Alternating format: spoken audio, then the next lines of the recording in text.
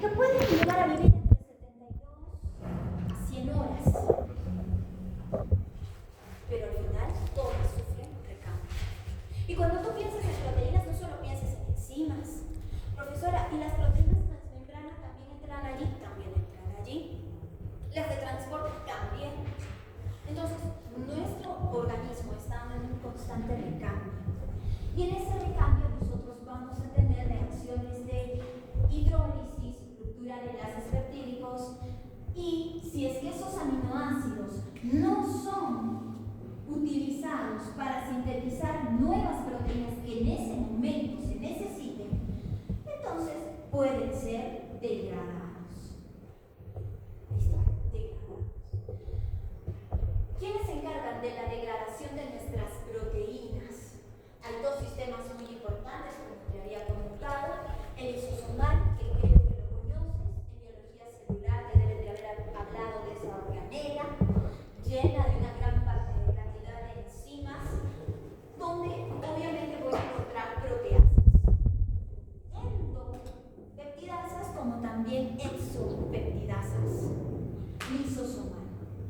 ¿Cómo las llevo hasta allí? Necesito una molécula transportadora que lleve a mis proteínas hasta ese lugar. Sin embargo, el otro sistema es mucho más específico, el proteosomal.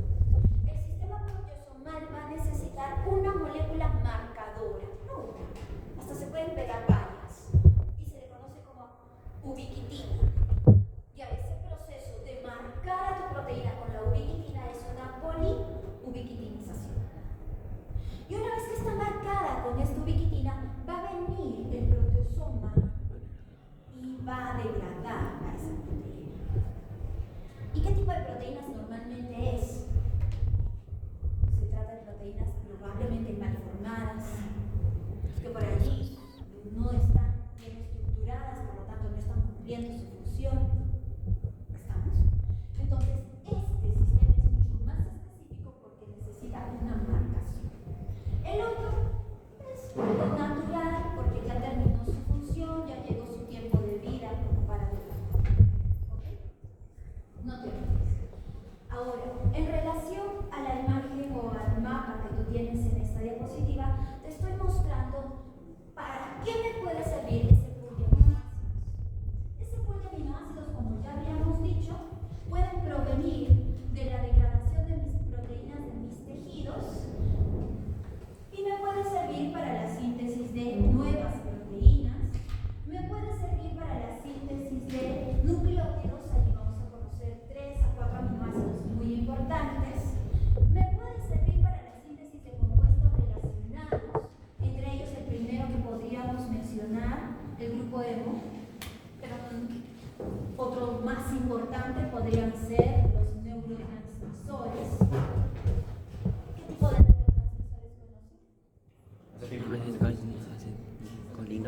acetil-CoA, pero me ayudará para los aminoácidos para la síntesis de acetil-colina. Etanolamina, ¿no? Dopamina, gracias. Glutamato como tal, como aminoácido, no necesita ninguna transformación, a diferencia de la dopamina, que necesita la tirosina para transformarla en dopamina. Serotonina. No es aminoácido. Ya, pero a partir de aspartato yo voy a sintetizar otros compuestos relacionados. ¿Listo? Entonces, ubíquense por favor en el tema que estamos desarrollando, para que vean lo amplio. Por otro lado, mira, nuestros aminoácidos me pueden servir para la síntesis de otros aminoácidos. ¿Cómo es eso, profesora? ¿Te acuerdas que hay dos clases de aminoácidos, los esenciales y los no esenciales? Donde a partir de algunos aminoácidos yo puedo obtener otros no esenciales. Un caso muy clásico, por ejemplo, es cuando la metionina, aminoácido esencial, se transforma en cisteína. Muy clásico. Por otro lado, como puedes observar en las flechitas que te he creado aquí, cuando nuestros aminoácidos se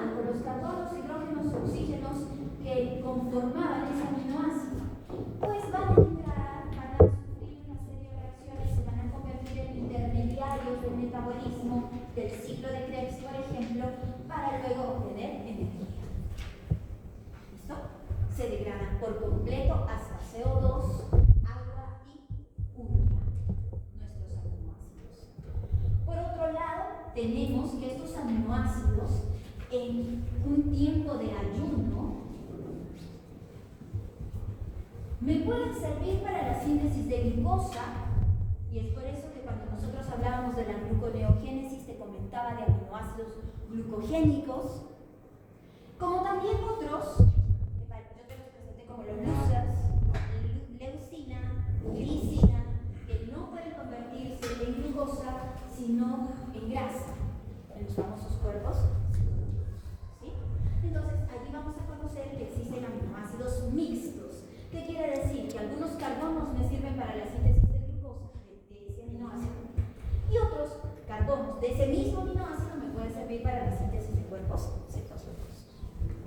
Entonces, un dato interesante que lo hemos dejado allí está relacionado a que este amonio que nosotros los seres humanos, llamados ureoténicos, junto con otros mamíferos terrestres, tenemos esa forma de eliminarlo para evitar su acumulación tóxica. Nuestro exceso de nitrógeno, resultado de la degradación de aminoácidos, lo vamos a convertir en urea. Sin embargo, como puedes observar, hay otros seres vivos que el exceso de ese nitrógeno proveniente de la degradación de aminoácidos lo pueden eliminar de otras formas.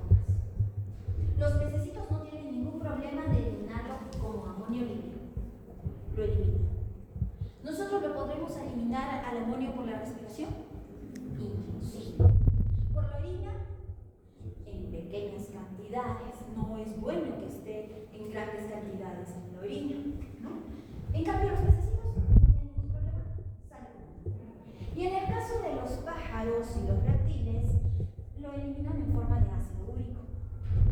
¿Y por qué lo he dejado allí? Porque de repente tú recordarás que en nuestra sangre también existe ácido úrico.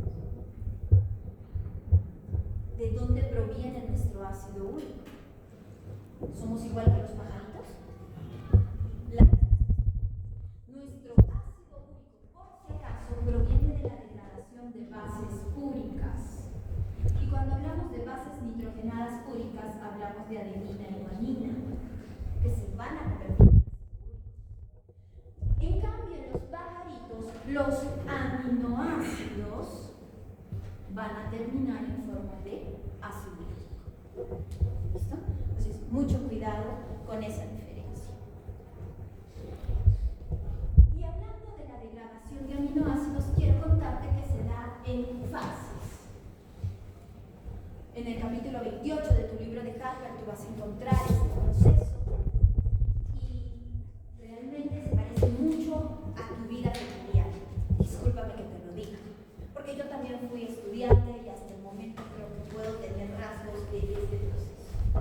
Cuando es fin de semana, ejemplo sábado, domingo, que estás en casa un poco más libre y tu mamá entra a tu cuarto, ¿qué ve? Gracias, un gran desorden, ¿cierto?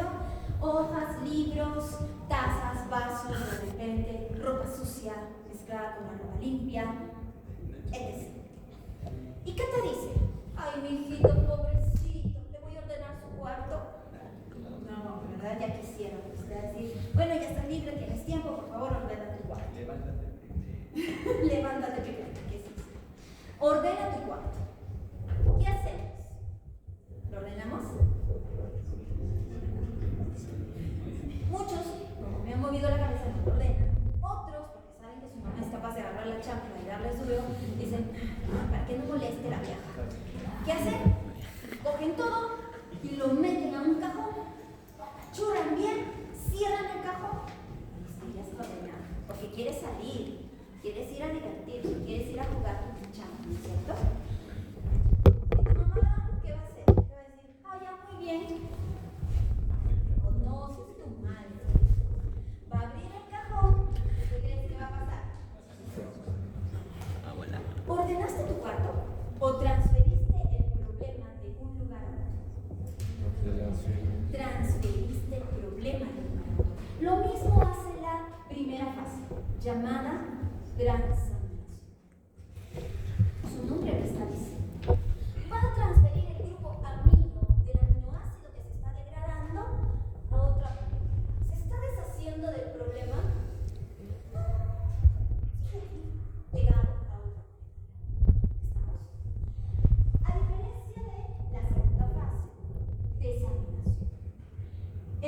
desaminación es cuando ya tu mamá se pone fuerte, se ha dado cuenta que la has querido engañar y te dice: si no me ordenas en este momento tu cuarto, te saco ronchas en la cara.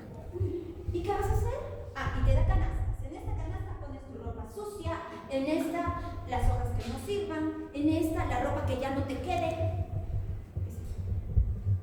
Llenan las canastas respectivamente y se van a quedar acumuladas en tu cuarto. La ropa sucia va a ir a la lavandería y lo más probable es que te pongas a lavar esa ropita. Las hojas que ya no sirven van a ir a la bolsa de reciclaje, se va a deshacer del problema. La ropa que ya no te quede, lo que ya no usas, no se va a quedar en tu cuarto. Probablemente va a tener un lugar temporal para luego distribuirlo a donde deba de ir, ¿cierto? Eso es lo que hace la desaminación. La desaminación quita el grupo amonio, o mejor dicho, amino, para que luego vaya al lugar para deshacerse del problema. ¿Y cuál es el lugar para deshacerse del problema? El hígado, donde se lleva a cabo la tercera fase, la síntesis de urina. Y tú me dirás: profesora, si en el hígado se lleva a cabo la síntesis de la urina, ¿qué pasa con los aminoácidos que se degradan en el cerebro o en el músculo esquelético? Vamos a tener allí un mecanismo de transporte. ¿Listo? Muy importante. Un mecanismo de transporte que va a llevar ese desecho hacia el hígado. Y solo estamos hablando de grupo amino, nada más, por si acaso. ¿Listo? Y finalmente vamos a ver el destino de los restos hidrocarbonados de nuestros 20 aminoácidos. Perdóname, no quiero asustarte, pero vas a necesitar memoria, así que no sé cómo le haces para ampliar tus gigas, pero vamos a necesitar mínimo acordarnos cuáles son esos intermediarios en los cuales terminan nuestros restos hidrocarbonados. Aproximadamente son 7 a 8 que te tienes que acordar de los 20 aminoácidos. No te estoy pidiendo, como te vas a dar cuenta, que te acuerdes de toda la reacción paso a paso, como la lisina se convierte en acetilcoenzimano. No. A las justas te voy a pedir que te acuerdes que la lisina, aminoácido exclusivamente cetogénico, se va a convertir en acetilcoenzimano. ¿Listo? Entonces, espero que con la relación que te he hecho puedas recordar este proceso de degradación. Y como puedes notar, la primera fase, la transaminación, es una pérdida del grupo amino indirecta. ¿Por qué? Porque no nos estamos deshaciendo del problema propiamente. En cambio, la desaminación sí es una pérdida directa del grupo amino. Nadie lo va a decir. Va a quedar allí listo para ser transformado en urina.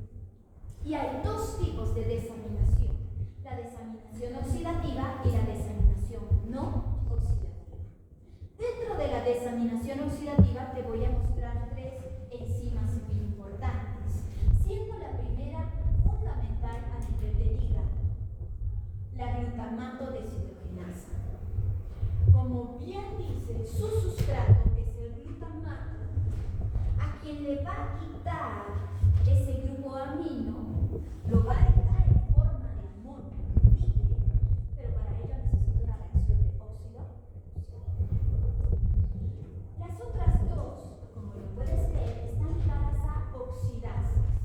Y como buenas oxidasas, vamos a necesitar cofactores que se puedan oxidar o reducir. Te vas a dar cuenta que son flavina, cofactores de la flavina, el FAP y la flavina mononucleótica. Y finalmente, la desaminación no oxidativa, que va a correr a cargo de las deshidrasas. ¿Listo? Todas ellas hablan de desaminación. Empecemos, por favor. A nivel de las transaminaciones, si ustedes han revisado ese tema y han hecho prácticas, se habrán dado cuenta que necesitas 3 a 4 cosas fundamentales. La primera, la enzima. Y para ello pueden adoptar 2 nombres: transaminasas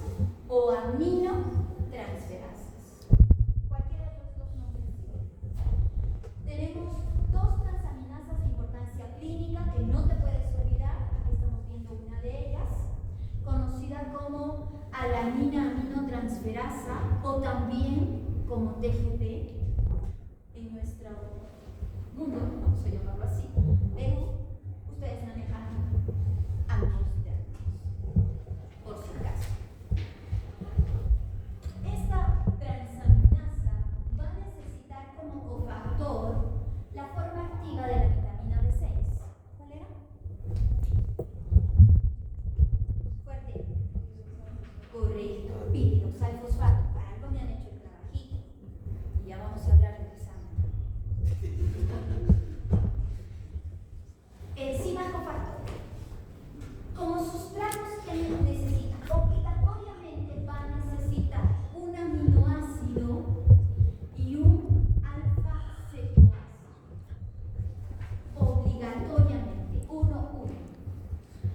El aminoácido va a estar muy relacionado al tipo de transaminasa que es específica para ese aminoácido, y normalmente el cetoácido tiende a ser un cetoácido común llamado alfa-cetoglutarato. ¿De dónde vamos a coger ese alfa-cetoglutarato? Del ciclo de Krebs.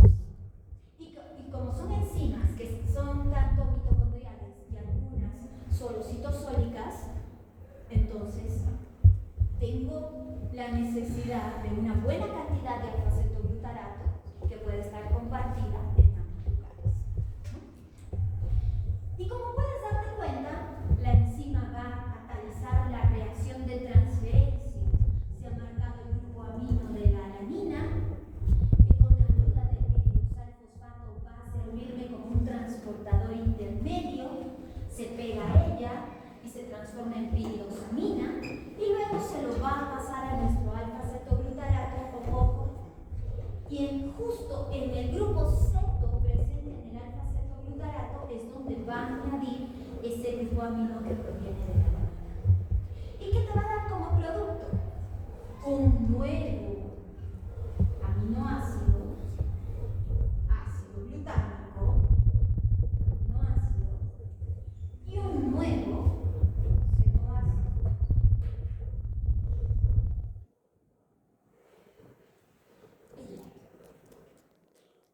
¿De dónde provienen los carbonos derivados?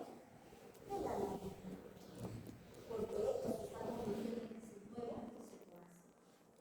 ¿De dónde provienen los carbonos del glutamato? De la alfa-cetoglutarato. Y oh sorpresa, el alfa-cetoglutarato es nuestro cetoácido común, más común de nuestras transaminasas. ¿Estamos? Sencillo, ¿verdad? Es cosa de recordar el nombre de la enzima frente al aminoácido específico, porque al final el cetoácido común se va a transformar siempre en ese aminoácido ácido. Y hay otra cosa que me gustaría resaltar. Es una reacción totalmente reversible. Y como es una reacción totalmente reversible, eso significa que si en tu célula hay piruvato y ácido glutámico, tu enzima puede transformar estos sustratos en alanina y alfa-cetoglutarato. Entonces la puedo usar tanto para la degradación de alanina como para la síntesis de alanina. Bien, aquí tenemos una transaminasa. En esta imagen solo estamos viendo la forma de nuestro piridoxalfosfato, que en el trabajo de vitaminas de la segunda fase ya lo debes de haber conocido. Pequeñito, en su forma activa. Y es en ese grupo ceto del piridoxal donde se va a llevar a cabo el proceso de transporte del grupo amino. ¿Listo? Otra transaminasa de importancia clínica, TGO o aspartato aminotransferasa. Y en esta me gustaría enfocarte en el nombre TGO. TGO es igual a decir transaminasa glutámico oxalacética. ¿De dónde rayos sale esto? Ubiquémonos por favor en los resultados de esta reacción en la parte de abajo. Como puedes notar, se enfoca del proceso y del nuevo sello base. Está relacionado entonces a la transaminación. ¿Listo? Aminoácido, sello base. Y si se cumple para la TGO, para la TGP que hemos visto anteriormente, ¿cuál sería el nombre completo? Transaminasa, glutámico, piruvato. Correcto. ¿Listo? Entonces, por favor, no te olvides. Te voy a pedir que acompañes esta información teórica que te estoy dando con lo que vas a aprender en esta semana en la práctica. ¿Por qué? Porque no solo vamos a hacer la determinación de la actividad de estas enzimas a nivel práctico, sino también que tenemos que relacionarlo con la importancia clínica. Son enzimas marcadoras. ¿De qué tejido? ¿Con qué enfermedad normalmente lo relacionamos? Tejido hepático.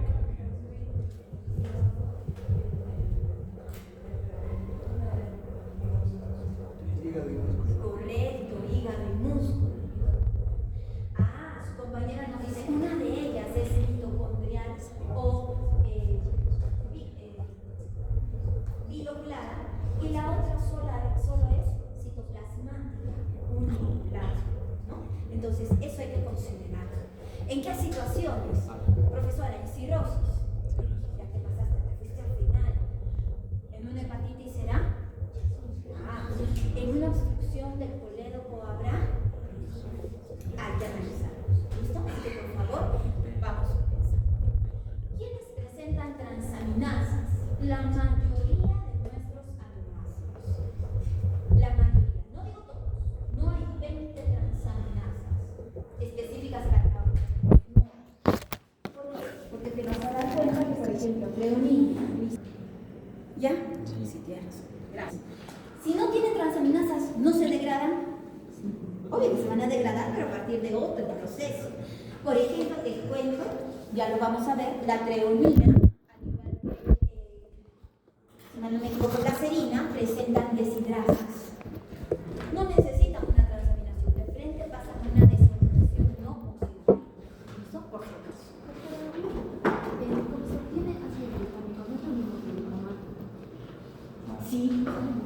Sí, chicos, por favor, cuando hablamos de ácido glutámico, hablamos de la forma protonada del aminoácido. Cuando hablamos de glutamato, es el mismo, pero sin el protón de hidrógeno. ¿Por qué? Porque en un pH fisiológico, como ya les había comentado anteriormente en el tema de ácidos y bases, ese grupo carboxilo se encuentra desprotonado. ¿Listo? Por lo tanto, ácido glutámico y glutamato pertenecen al mismo aminoácido, sin embargo, su forma en el medio es protonada o desprotonada. A ver, entonces, veamos por favor nuestro examen.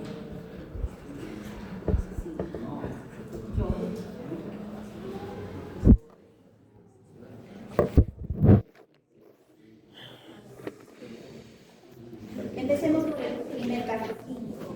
Bueno, primero contarte que he tenido dos tipos de exámenes, como te habrás dado cuenta, ¿no?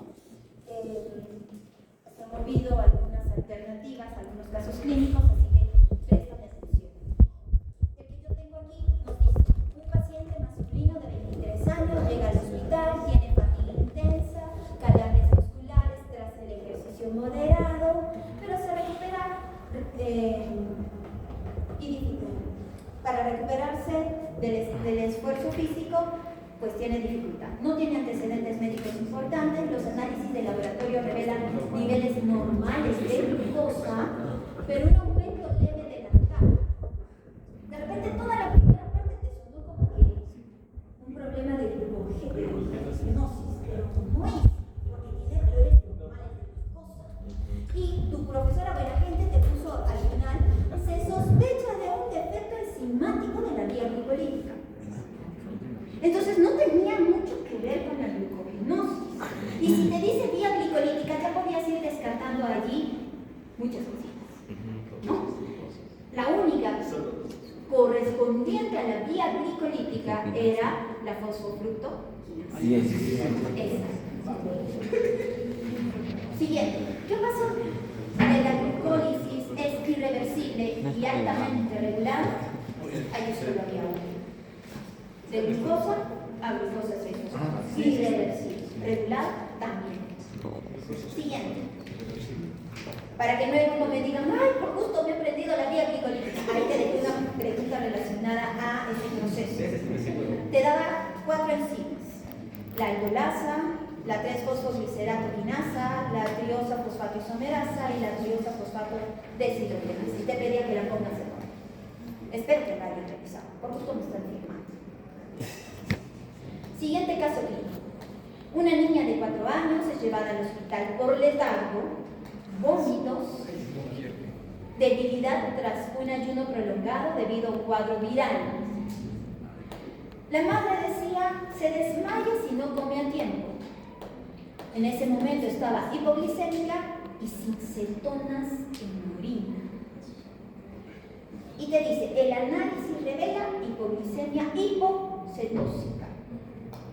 Entonces, ¿por qué no se forman cuerpos cetónicos en esta paciente? Allí había muchas cosas relacionadas con carbohidratos y solo una relacionada con cuerpos cetónicos, ¿no? Porque no hay suficiente acetilcoenzima A proveniente de la beta-oxidación. Lógica. ¿Qué recomendación dietética es más adecuada para esta paciente? Evitar alimentos. Siguiente caso clínico. Un niño de 2 años es traído de urgencias por su madre tras un episodio de somnolencia, sudoración y convulsiones matutinas. Se observa hepatomegalia, revela hipoglicemia, elevado lactato. Ya, con eso, ¿qué piensas? Glucogenosis, ¿cierto? Con esas 3 cositas hay glucogenosis segura. Ahora, nos menciona, ¿cuál de las siguientes enzimas probablemente esté afectada en este paciente? Por esas 3 cositas era la glucosa 6-fosfatasa. Y si hablo de la glucosa 6-fosfatasa, ¿de qué enfermedad estoy hablando? Oye, entonces ya tienes allí 2 respuestas correctas en una sola dirección. El glucagón interviene en el proceso de... ¿A quién me activa el glucagón? A la fosforilación de nuestra glucógeno fosforilasa y con ella la activación de la glucógeno fosforilasa, ¿no? Y eso es lo que te pedí, la activación de la glucógeno fosforilasa por fosforilación. El diagnóstico de un paciente con sudoración y temblores frecuentes es hipoglicemia reactiva. Por ello se le prescribe un alimento pequeño cada 4 horas durante todo el día. El trastorno de este paciente se reconoce como... ¿Es en serio? Si no puede mantenerse en ayuno porque tiene que tener alimento pequeño cada 4 horas, entonces, ¿dónde está el defecto? ¿En la síntesis o en la degradación del glucógeno? En la degradación, allí está el problema. Entonces, allí la primera palabrita era glucogenólisis. De los depósitos de glucógeno, muscular o hepático. Hepático, básico, porque es la que me mantiene la glucosa en sangre. Entonces, es ahí.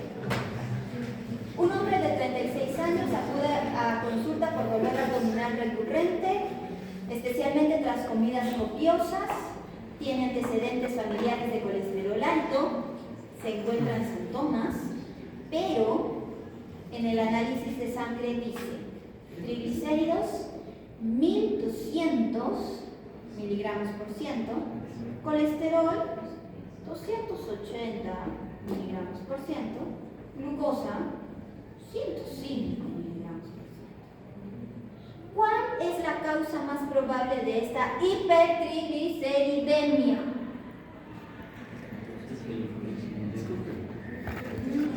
O sea, yo no entiendo, si te estoy preguntando por papas, ¿por qué miércoles me respondes con camotes? Era por la deficiencia de la glicoproteína. Porque estoy hablando de triglicéridos. No sé por qué lo por ahí me decían, y la hipercolesterolemia triglicéridos. La otra, ¿qué lipoproteína está principalmente elevada en este tipo de dislipidemia? Los que transportan triglicéridos. Yo te había puesto a los dos juntitos. LDL y la clase de fármacos llamados estatinas, ¿qué hacen? Las estatinas, ¿qué hacen? Inhiben ¿a quién inhiben? A la enzima que transforma hidroximetilglutarico enzima a mevalonate, a él, ¿no? Lipoproteína que tiene la ApoE y la ApoB100 simultáneamente. Fuerte. No. La LDL te dije que solo tiene a la B100. Y cuando yo te mostraba las VLDL, te decía que estas tienen a la B100 y otras proteínas más. Porque esas dos son las únicas que presentan a la B100. Entonces, si una no es, se pierde. La BL. Para la misma cantidad de ácido graso, ¿cuál de los siguientes ácidos producirá más energía al catabolizarse? El estiálico. Porque si revisaste las diapositivas que dimos cuando nuestros ácidos grasos crecían y le colocábamos dobles enlaces, allí tenías esos nombres. De ácido palmítico le añadía 2 carbonos y pasaba a ácido estiálico, totalmente saturado. Y ese ácido estiálico podría luego añadirle dobles enlaces, y mientras más dobles enlaces pasaba de lino a linoleico, linolénico, etc. Y si hay presencia de dobles enlaces, ¿voy a obtener más o menos saturado? Menos. Entonces tenías que buscar al único saturado. ¿Okay? Otro. Un lactante de 6 meses es traído a consulta por letargo, erupciones cutáneas alrededor de la boca, caída del cabello, vómitos, tiene acidosis metabólica leve, hipoglicemia, actividad de acetilcoenzima A carboxilasa disminuida. Con esa enzima yo ya te daba la vitamina deficiente. ¿Cuál era la vitamina deficiente? O la vitamina que se necesita para la acetilcoenzima A carboxilasa. Y yo te dije, las carboxilasas necesitan el ABC. Sí. Biotina. Y si no me has hecho tu trabajo de vitaminas adecuadamente, ¿por qué? Porque lo mandaste a hacer con otra persona, te lo hizo el ChatGPT, qué sé yo, perdiste. Otro. ¿Cuál de los siguientes procesos se vería más afectado por la deficiencia de acetilcoenzima carboxilasa? ¿Qué proceso se ve afectado si hay deficiencia de la acetilcoenzima carboxilasa?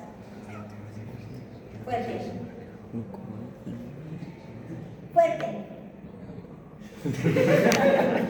La síntesis de ácidos grasos. No es nuestra enzima reguladora de la síntesis de estos ácidos grasos. No es con ella con quien voy a formar malonilcoenzima A para que ese malonil luego ingrese a nuestro complejo. ¿Sí? Esas buenas.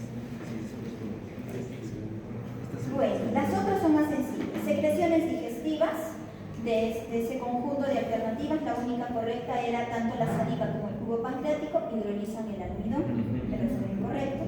Del ciclo de los ácidos tricarboxílicos, el único correcto era la transformación de succinilcoenzima A succinato libera un GTP, una fosforilación a nivel sustrato. Y la otra, ¿cuál de los siguientes enunciados describe mejor la fase 1 de la biotransformación que te advertí que te lo iba a tomar? Era la oxidación, reducción o hidrólisis mediada por citocromo de 400. Aquí tendrías que tener tus 12 puntos.